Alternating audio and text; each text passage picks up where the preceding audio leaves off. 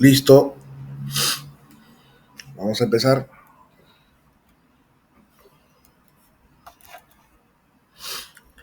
Vamos a hablar del contrato de compra-venta internacional, ¿ya? Todos me escuchan, ¿no?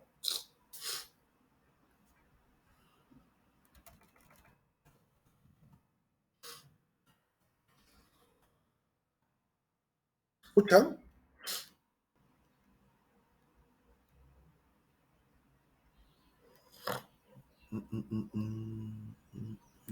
Ya. La sesión corresponde al día 10 de mayo. Chicos, estamos recuperando esta clase debido a que ese día no voy a poder asistir, ¿no? Ya saben, por motivos personales. Y les agradezco su tiempo para poder recuperar esta clase, ¿no? Ya. Eh, Vamos a hablar del contrato de compra-venta internacional. ¿No? Como ya se los había adelantado en clase, ¿no? Una vez que ya uno, por así decirlo, capta a un cliente, a uno o varios clientes, ¿no? Lo correcto, ¿no? Lo que hace uno acá también es, a nivel local, es elaborar un contrato de servicio, ¿no? Es lo formal, la formalidad que se tiene que tener en cuenta. A veces acá no se hacen contratos, se hacen órdenes de servicio, ¿no? Se trabaja por proyectos, ¿no? Por órdenes, ¿no? Por órdenes de compra también si son bienes, ¿no? Pero en el comercio internacional este documento es obligatorio, ¿no? Es el sustento donde va a quedar todo, las condiciones, ¿no? Del proceso de importación, exportación. Acá también se van a definir, ¿no? El Incoterm a utilizar, ¿no? La cotización, ¿no? El precio final. Estas cositas se definen en esta parte del proceso, ¿no? Porque el contrato de compra-venta internacional es un proceso adicional, ¿no? De la internacionalización, de la exportación, de la importación, ¿ya? Vamos a ver un poquito más sobre esto.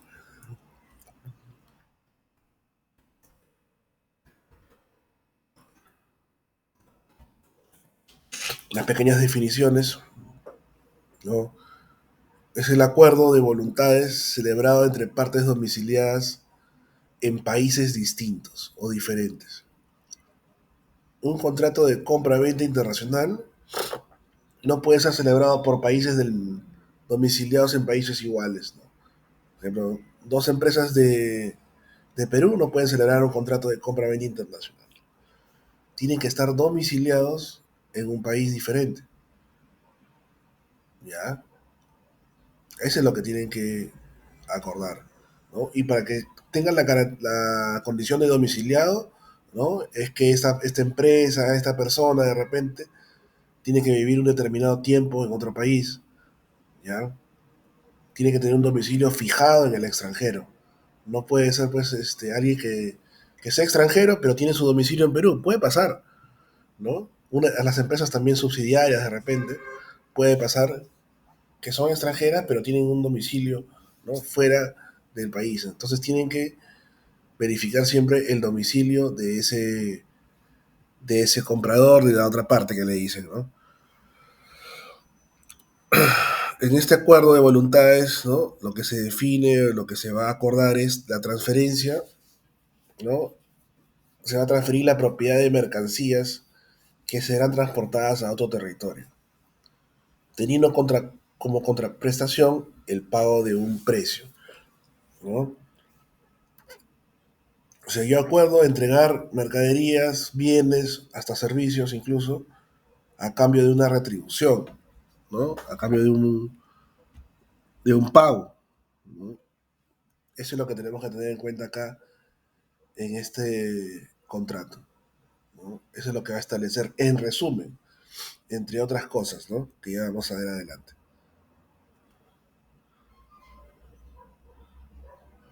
Para que se configure un contrato debe existir una oferta, ¿no? Una propuesta económica, ¿no? y una aceptación por parte del comprador, ¿no? Lo mismo que sucede cuando tú procedes a cotizar acá a nivel local, ¿no? Es lo mismo, pero vamos a leer un poquito más de qué consiste esta oferta y esta aceptación. Por el lado de la oferta, ¿no? Tenemos la propuesta de contrato dirigida a una o más personas, ¿no? Información del oferente, mercancías, condiciones de pago, momento y lugar de entrega, ¿no? Esto viene a ser una cotización, ¿no? Cuando ustedes quieren llegar a un determinado público o a varios, ¿no? Lo que lanzas tú es una propuesta comercial, ¿no? Esa propuesta comercial es conocida también como cotización, como proforma, ¿no? Y, y están las condiciones principales, ¿no? Por ejemplo, la información del oferente, quiere decir la información de la empresa, ¿no? Las mercaderías o mercancías, en algunos casos las condiciones de pago, ¿no? Momento y lugar de entrega. Las cosas más eh, básicas, ¿no? Que son parte también de un contrato, ¿no? Más adelante. O sea, esta propuesta económica o comercial o proforma o cotización en sí es un avance de lo que es el contrato, ¿no? Porque ahí se van a celebrar o se van a proyectar, mejor dicho, las primeras condiciones, ¿no? Claro que estas condiciones en una propuesta económica pueden ir cambiando de acuerdo a una negociación que se va dando, ¿no? Pueden ir cambiando el precio, puede ir cambiando el lugar de entrega, ¿no? Puede ir cambiando las condiciones de pago también. Entonces, es un tentativo, ¿no? Es algo tentativo con el cual tú quieres llegar, ¿no? A poder alcanzar, ¿no? Un cliente potencial, ¿no? Por esto que esta oferta tiene que ser bastante atractiva, ¿no? En términos de presupuesto y en términos de calidad también, de proceso de calidad, ¿no? Como yo les decía, ¿no? Un valor agregado para, no solo para la exportación es el bien, sino es el servicio, ¿no? El servicio, eh, el servicio logístico, ¿no? O sea, la distribución. Para eso, una estrategia correcta era, ¿no? Tener unos buenos partners. Es lo que hablamos en la clase del jueves, ¿no? Tener un buen partner logístico te ayuda a poder llegar, ¿no? Te ayuda, en primer lugar, te da un realce como empresa, eleva pues tu cotización, por así decirlo, eleva tu imagen, ¿no? Porque estás respaldado por un operador logístico de prestigio. Entonces, ese partner que tú tienes, ¿no? Que lo puedes poner también en tu cotización, ¿no? Como un respaldo, ayuda a que la otra parte, que puede ser el importador, tome una decisión, ¿no? En función a esa cadena de logística que vas a tener con ese operador. Entonces ellos valoran bastante eso. Es importante, por eso les digo, que esta oferta sea la más atractiva posible, ¿no? Lo más sintetizada también, y que ofrezcas una propuesta de valor, ¿no? No solamente en tu producto, sino también en tu cadena de servicio, ¿no? Sobre todo en el tema logístico. Una vez que tú mandas tu oferta, ¿no? Puedes hacer la oferta de diversas maneras, ya saben ustedes, a través de los medios electrónicos, ¿no? Todavía hay empresas que se estila visitar también al país, ¿no? Como les dije, ¿no? Otra manera de poder ofrecer tus productos a mercados internacionales es cuando vas a ferias, ¿no? En las ferias internacionales también puedes ofrecer tus productos y llegar a mercados, ¿no? Es importante que si ya te dedicas al rubro de comercio internacional, participes de las diversas ferias, ¿no? Hay distintas ferias, ¿no? Donde se invita a proveedores internacionales, locales. Por ejemplo, una de las ferias, ¿no? Más importantes en el Perú, en el rubro de alimentos y bebidas, se llama la Feria Expoalimentaria, ¿no? No sé si la han escuchado, ¿no? Eh, yo tuve la suerte de pertenecer a una de las ferias, ¿no? Bueno, trabajé en ADEX, ¿no? ADEX se encarga es uno de los organizadores de este evento, ¿no? Entonces, eh, mi trabajo ahí era contactar, ¿no? Proveedores o clientes internacionales, ¿no? Para invitarlos a la feria y ofrezcan sus productos y servicios, ¿no? Ese era mi trabajo, ¿no? Fue mi primer trabajo en realidad, ¿no? Y tenía que traer eh, proveedores de Europa, de Estados Unidos, de Asia, ¿no? Y ellos a su vez pues venían, ¿no? Y tenían que establecer un stand dentro de la feria, ¿no? O sea, nuestro negocio ahí era vender stands, ¿no? Para ellos, ¿no? Y bueno, acá ya se daba pues el tema de intercambio comercial, pues, ¿no? Es importante por eso, y esa feria mueve bastante, ¿no? Mueve bastante en términos económicos, ¿no? Sobre todo en el rubro, como le digo, la feria expoalimentaria es de alimentos y bebidas. Así hay diversas ferias también, de minas, ¿no? De minería, de maquinarias, ¿no? Entonces es importante poder asistir a esas ferias, ¿no? A nivel internacional hay más ferias todavía, ¿no? Por eso es que a veces eh, cuando ya uno se vuelve exportador, ¿no? Parte de conseguir clientes, ¿no? Muy aparte pues del tema electrónico, es poder seguir asistiendo a estas ferias, ¿no? Es poder asistir a estas ferias para poder conseguir no solamente clientes, ¿ah? También los partners, ¿no? Los socios estratégicos. Es importante también eso, ¿ya? Acuérdense que el proceso de exportación es toda una cadena, ¿no? Desde que produces hasta que entregas al destino final. Entonces tienes que tener diversos socios estratégicos para poder llegar. Bueno, dicho esto ya, la otra parte del contrato es la aceptación, ¿no? Para que se pueda configurar, ¿no? Si no se acepta, no hay contrato. Así de simple. Puedes tener la mejor oferta y todo, pero si nunca llega la aceptación, no se puede dar inicio al contrato, ¿no? Es el consentimiento respecto de la oferta. La aceptación que contenga adiciones, limitaciones u otras modificaciones se le considera como una contraoferta, ¿no? Entonces ahí empieza el proceso de negociación, que a su vez va a necesitar aceptación de la otra parte para que se perfeccione el contrato. Entonces, este proceso puede demorar todavía, ¿no? O sea, ya mandé mi cotización y probablemente el lapso de aceptación ha sido unos 1 o 2 semanas, ¿no? Luego viene la aceptación parcial, por así decirlo, por parte del importador. ¿Y por qué parcial? Porque me está diciendo que hay algunas adiciones, algunas cositas más que detalles que quieren perfilar, ¿no? Entonces empieza a negociar, a renegociar en realidad, ¿no? Porque previamente también ya has negociado, ¿no? Entonces van a renegociar y se establece pues otra vez un plazo, ¿no? Más o menos podría durar 2 semanas más, ¿no? Entonces estamos hablando que todo este proceso desde oferta hasta aceptación podría durar tranquilamente un mes, ¿no? Podría durar tranquilamente un mes. Entonces, siempre el tema del proceso de exportación es largo, es extenso, no es tan corto como podría ser acá, ¿no? Acá sí hay en juego, ¿no?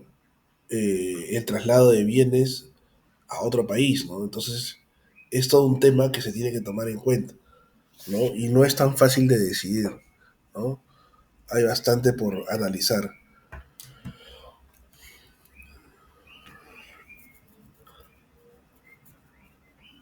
El contrato de compra-venta puede ser celebrado entre presentes o entre ausentes, ¿ya? Puede regularse por la Convención de Viena o por otras leyes, ¿no? Es lo que yo les hablaba el, la clase pasada, ¿no?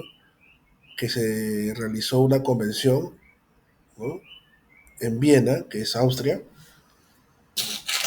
en la cual se debatieron todos los temas, porque había mucha controversia, ¿no? Antes de que exista esto, con los contratos, ¿no? O sea, se hacía un contrato, sí, pero había muchas contingencias, mm, muchas cosas que quedaban en interrogantes, que no se podían resolver, con muchos vacíos.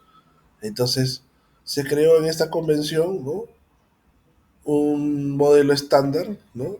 De cómo debía ser un contrato, ¿no? Y todos tenían que guiarse de eso y así se evitaba, ¿no? Entonces, si tú tenías alguna controversia, decías, pues, ¿no? ¿Sabes qué? Según la Convención de Viena, esto es así, ¿no? Entonces te amparabas, tenías una base legal, ¿no? Por así decirlo, para poder dar fundamento, ¿no? A eso, ¿no? Ante una controversia.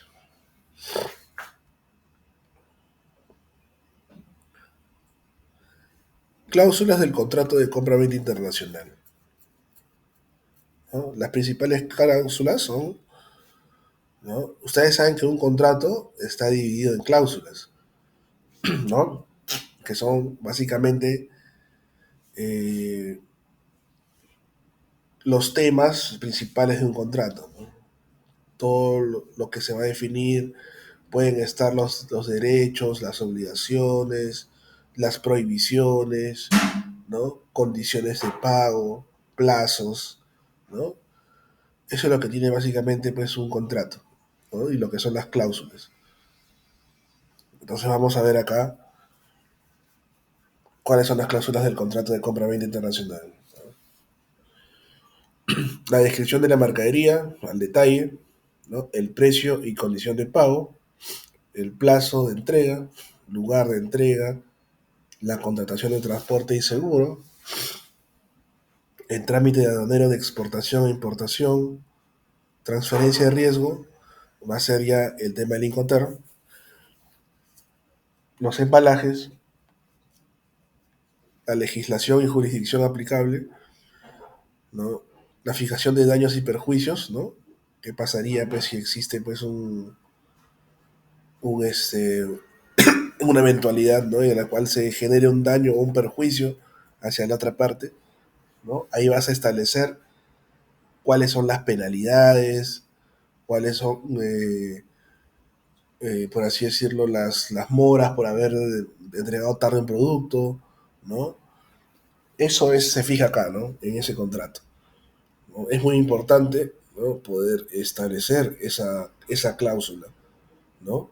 Porque ahí te respaldas, ¿no? Si es que de repente tú pides tu producto y no te llega, ¿no? Al importador le generas un perjuicio, ¿no? Porque supuestamente necesitas esa mercancía, esos bienes para poder producir, ¿no? Entonces, si es que no tienes eso, te va a generar un perjuicio económico, no vas a poder producir y por lo tanto no vas a poder vender. Entonces, se establecen en esto, ¿no? Las condiciones, ¿no? A veces estos daños y perjuicios son cubiertos por seguros, ¿no? Porque pueden pasar, pues, ustedes ya saben, ¿no? El tema climatológico a veces puede hacer que no puedas mandar tus bienes, ¿no? Entonces, o no puedas simplemente producirlos, ¿no? Para poder venderlos.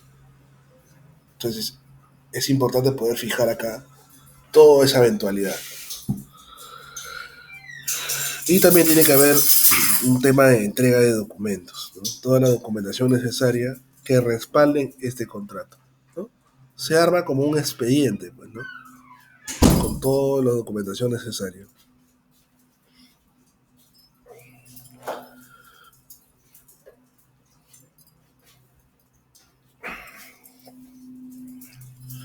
La Convención de Viena, ¿no? Aprobada en 1980, imagínense. La convención establece una serie de reglas uniformes aplicables para los países contratantes, aun cuando no haya sido expresamente pactada en el contrato.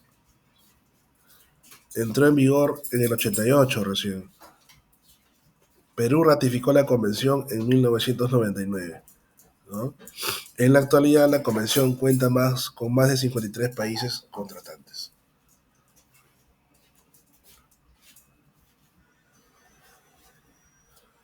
Partes importantes de la convención. Los principios generales, ámbito de aplicación, no importa la nacionalidad de las partes, actos que no regula, ¿no? Obligaciones de las partes, obligaciones comunes, alternativas frente a incumplimientos y solución de conflictos, ¿no? Esa es la finalidad principal de esta convención, ¿no? El tema de la solución de conflictos, ¿no? Eso es lo que evita, ¿no? Lo que les decía, cómo era antes, ¿no? Se generaban conflictos, se generaban contingencias, conflictos de intereses, ¿no? Y ante esto nació esta convención, ¿no? Para poder solucionar esos problemas. ¿Cómo se configura el contrato? ¿No? Ya lo habíamos dicho. La oferta, ¿no? La propuesta de celebrar un contrato dirigido a una o varias personas, ¿no? Debe señalar, o sea, la oferta o la propuesta económica, la cotización, es el inicio del contrato, ¿no? Ahí, con eso, es una referencia directa para elaborar el contrato. Ya les, ya les había dicho que esa cotización podría variar, ¿no? Es donde viene la contraoferta. Debe ser precisa y debe obligar al oferente en caso de aceptación. Asimismo, debe señalar las mercaderías, ¿no? La cantidad, el precio, el medio para determinarlo, y va a surtir efecto únicamente cuando llega al destinatario, ¿no? En el momento que llega, ya sea por correo electrónico, correo postal, ¿no? O se le entregue directamente, ¿no? Cuando viajas, ¿no? En el momento que ya llega al destinatario, empieza a entrar en vigencia ese contrato, ¿ya? Si no llega al destinatario, es un contrato que no tiene valor todavía.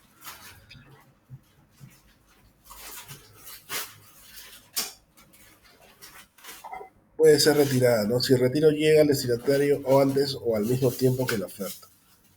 Puede ser revocado. Revocado se refiere a anulado, ¿no? Si la revocación llega al destinatario antes que éste haya enviado la aceptación, ¿no? Salvo que la oferta haya sido formulada de manera irrevocable. Quedará extinguido, o sea, quedará sin efecto cuando su rechazo llegue al oferente.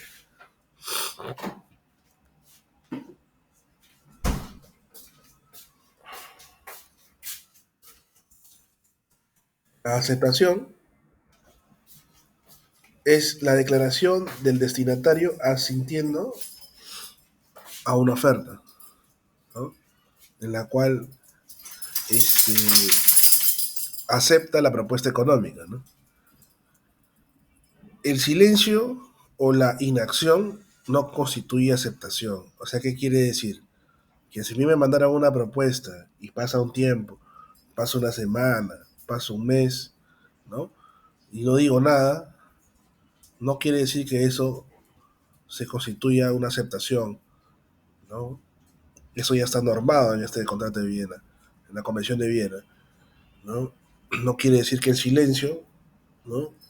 Quiere decir una aceptación, ¿no? Tácitamente no funciona así en ese tipo de contrato. Surte efecto cuando el asentimiento llega al oferente, ¿no? Recién esta aceptación, ¿no? Si es que, por ejemplo, ¿no? Se manda a través de una carta de respuesta que va a llegar por servicio postal y todo eso, que va a demorar, ¿no?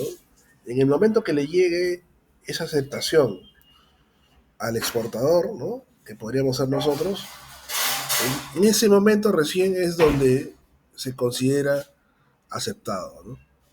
O sea, tiene que ver acá, tanto para el oferente como el aceptante, tiene que haber, tiene que darse la notificación, ¿no? En ambos casos. Si no se notifica, no se da nada por aceptado. Si el oferente fijó plazo, la aceptación debe llegar en dicho plazo, si no en un plazo razonable, ¿no? O sea, por ejemplo, tú le das a esta persona en la cotización, en la proforma le pones, ¿no? La vigencia, ¿no? De la cotización es de una semana o 15 días, ¿no? Entonces, en ese plazo, el aceptante tendría que confirmarte, pues, ¿no? Luego de eso, si tú crees conveniente, pues pasó el plazo, por ejemplo, si es conveniente, le vuelves a mandar y le dices y le ofreces un nuevo plazo, ¿no? Pero este plazo, pues, ya es menor, no puede ser el mismo, ¿no? Entonces le indicas que la cotización se puede mantener una semana más, ¿no? Y que pasado ese plazo ya el precio sería otro, ¿no? Entonces, de alguna manera, por ese lado, vas generando, ¿no? Una presión para que acepte, ¿no? Porque podrías cambiarle el precio, ¿no? Una oferta verbal debe ser aceptada inmediatamente, ¿no? Eso también es una de las condiciones.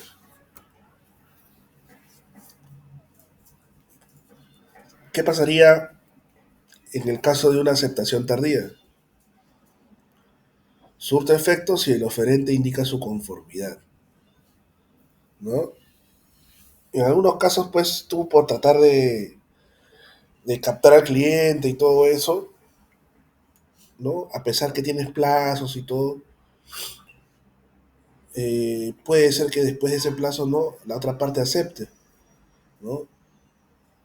Pero eso va a surtir efecto siempre y cuando yo como ofertante dé la conformidad. Si no doy ninguna conformidad, si no mando ninguna respuesta, no se puede dar por aceptado, ¿no? Entonces puede ser pues que la otra parte te diga, bueno, ya acepté, ¿no? A pesar de que ya es una aceptación tardía, está bien, ¿no? Pero todavía no te he dado la conformidad, entonces yo no te podría mandar ninguna mercadería, ¿no? Entonces esto ya está plasmado, ¿no? Si no, en una situación de una aceptación tardía, si yo no te digo ya está bien, ¿no? No podría yo ni siquiera iniciar el proceso de envío de mercadería. Entonces, antes, ¿no? Ocurrían estos problemas, ¿eh? Yo aceptaba, ¿no? Daba una aceptación tardía, ¿no? Y ya sentía que con esa aceptación era más que suficiente para que la otra parte me entregue los productos, ¿no? Y se generaba ahí un problema, ¿no? De repente, ¿por qué no me entregaste a tiempo y todo eso, ¿no? Entonces, se estableció eso, ¿no? En la convención. Si su retiro llega al oferente antes que la aceptación, en el mismo momento, puede ser retirada, ¿no?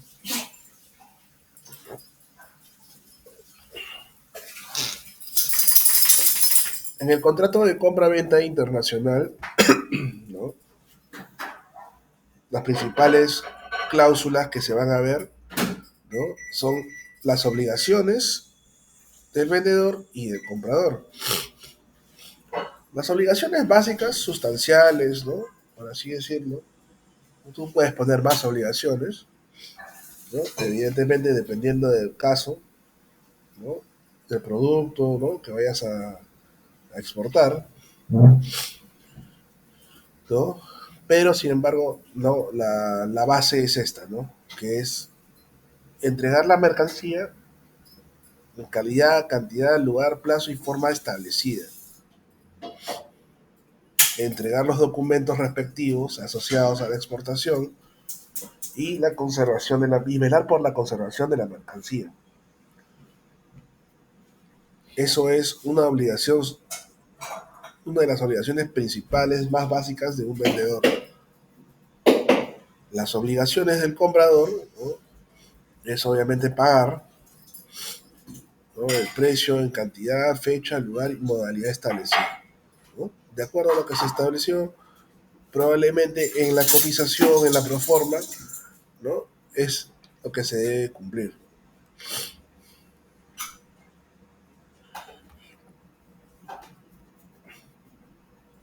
Entregar, ¿no? Una de las obligaciones. Profe, una consulta. Todavía no lo subió al Chamilo, ¿no? No, todavía. En un rato, acabando. Obligaciones del vendedor, seguimos, ¿no? Entregar las mercancías en lugar y plazo pactado. ¿Ya? Esto incluye gastos adicionales de traslado a punto convenido. Hay que detallar eso, ¿no? En el contrato, ¿no? ¿Qué es lo que incluye exactamente? Gastos adicionales de embarque, ¿no? Contratación de diferentes medios de transporte, ¿no? Incumplimiento de atención a clientes locales, retrasos en producción de bienes finales. Hay que tener en cuenta siempre estos detalles, ¿no? Como les digo, ustedes pueden poner cualquier obligación, ¿no? Que corresponde al vendedor. Y también pueden poner cualquier obligación para el comprador. Cumplir con la cantidad y calidad estipulada con envases adecuados. No, no necesariamente es tener la cantidad y calidad del producto, sino también corresponde, ¿no? Transportarlo en un envase, embalaje adecuado, ¿no? Al tipo de transporte que van a utilizar, ¿no? Entonces, tiene que ser acorde al estándar, ¿no? No puedes ir con algo menos que eso. También los vendedores tienen la obligación de entregar los documentos relacionados con las mercancías, ¿no? Una debida consignación de los documentos, ¿no? Imposibilidad de despacho, retraso, obligación de reembarque o endosos ficticios, posibilidad de abandono de mercancía.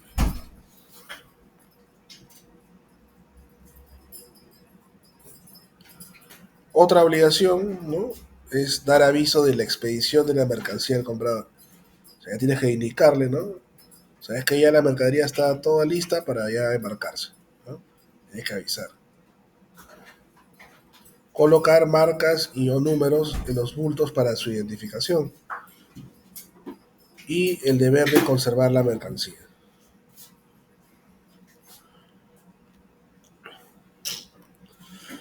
Acá tenemos las obligaciones del comprador, ¿no? La primera obligación de ellos es pagar el precio acordado. Si es por peso, será peso neto, ¿no? Recibir las mercancías en la forma y plazo pactado. Examinar las mercancías en el plazo más breve posible a la entrega. O sea, hay un proceso también de revisión, ¿no? Es una obligación por parte del comprador revisar que las mercaderías, ¿no? Estén completas, estén en orden, ¿no? Y en el menor plazo posible. ¿No? No puedes demorarte. Comunicar al vendedor en un plazo razonable la falta de conformidad de la mercancía, ¿no? Según la convención, el plazo máximo es de 2 años.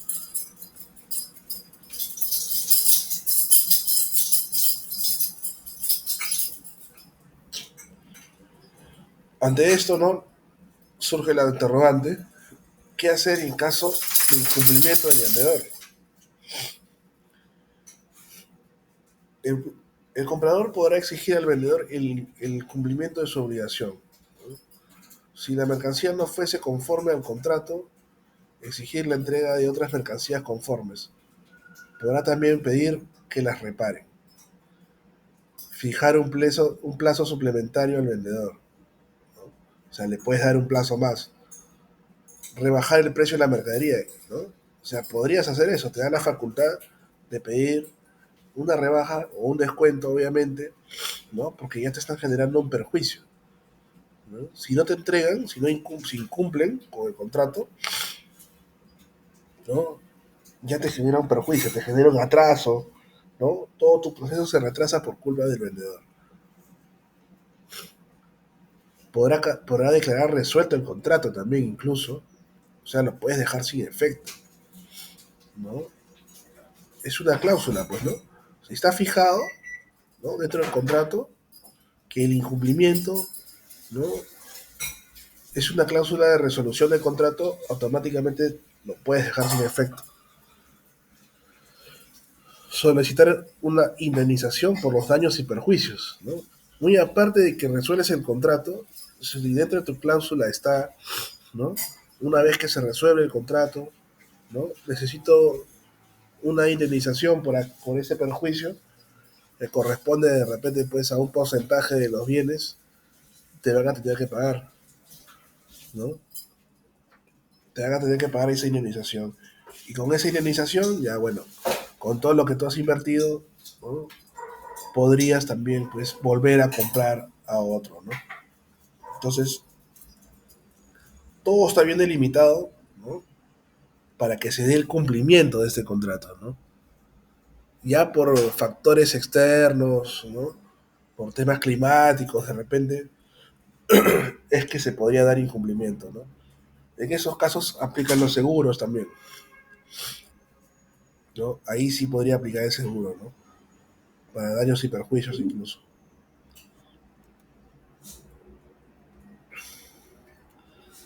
¿Qué pasa por el otro lado?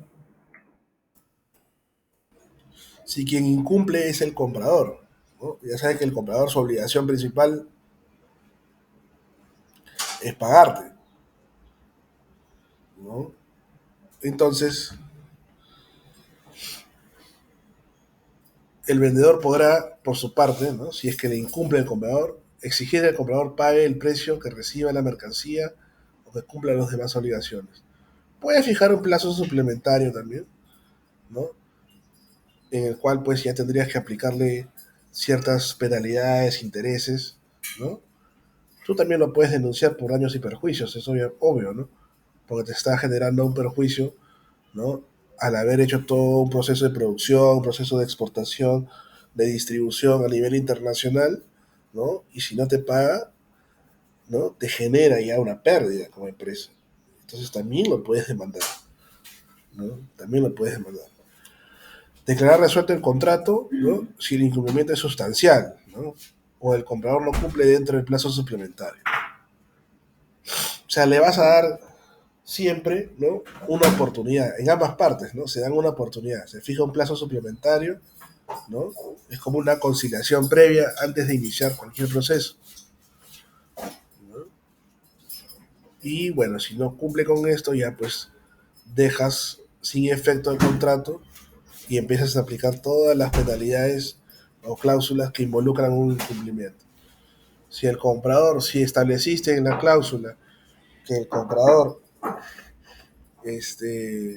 no cumple con pagar, ¿no? Hay una penalidad, no sé, de 10% o 50% de los bienes, te tendrás que pagar eso más el otro pago de lo que son los bienes, ¿no?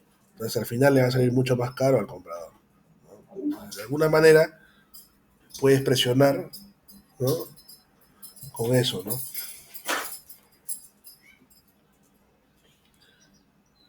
Eso es con respecto al tema de hoy, chicos. Como les dije, era un tema breve, ¿no? Para que puedan entender un poquito más sobre cómo funciona este contrato, ¿no? Quiénes son los agentes principales, cuáles son las obligaciones, ¿no? Y, y por qué es importante para el comercio internacional, ¿no? Ya en este contrato también se fijan lo que son los Incoterms, ¿no? Que ya los hemos visto, ¿no?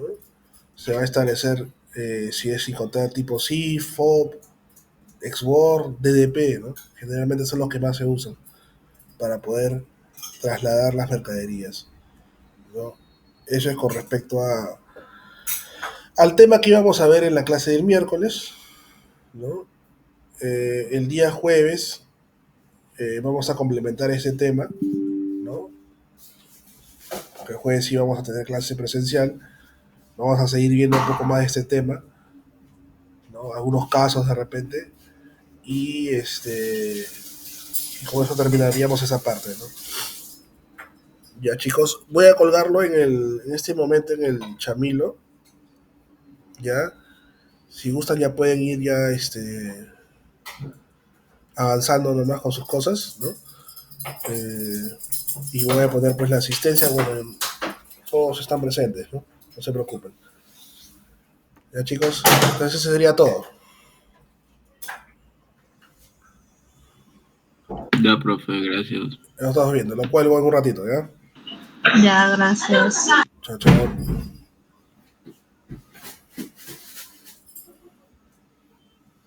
Ya, profe, gracias. Chao, chao.